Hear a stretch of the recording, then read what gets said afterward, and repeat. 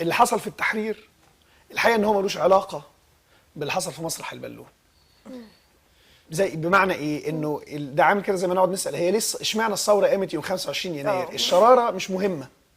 يعني فاللي حصل في التحرير ده معركه ما بين الداخليه والثوار ومرتبطه بالتحرير وبالداخليه وبس.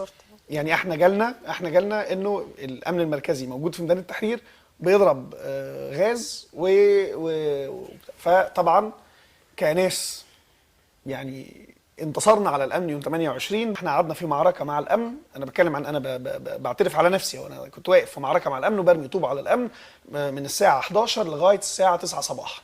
المعركه كملت بعد انا ما روحت. في محمد محمود في الميدان الاولا، ثم وفي شارع القصر العيني وفي محمد محمود. ده اعداد قليله.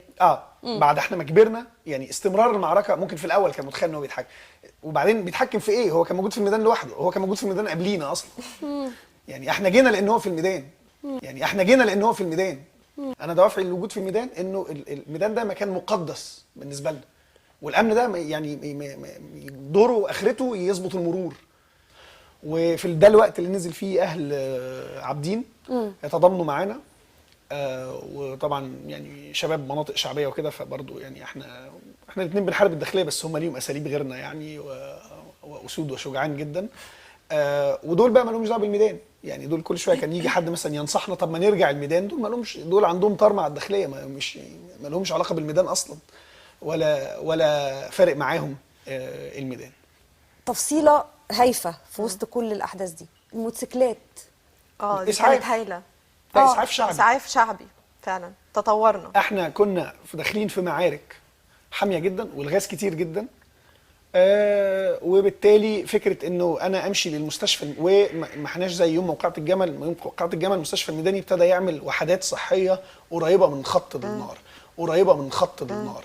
فكان عندنا مستشفى ميداني، اطبائنا دايما بواسل، لكن العدد ما كانش يتحمل ان هم، والمعارك كروا فر كمان، فما فيش مكان ثابت تقدر تقرب فيه من خط النار. فكانوا عاملين المستشفى الميداني داخل الميدان، ومفيش طريقه انه الاطباء يبقوا قريبين من الاحداث، فكان لازم وسيله ننقل المصابين بسرعه للاطباء.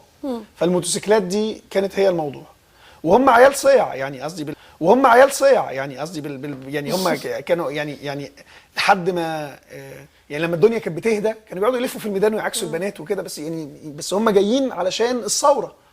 يعني لما الدنيا كانت بتهدى كانوا بيقعدوا يلفوا في الميدان ويعكسوا البنات وكده، بس هم جايين علشان الثوره. ماشي. فدوافعنا للوجود ملهاش علاقه. انا شخصيا كنت واقف، وانا الكلام ده كله انا بسمعه دلوقتي اول مره.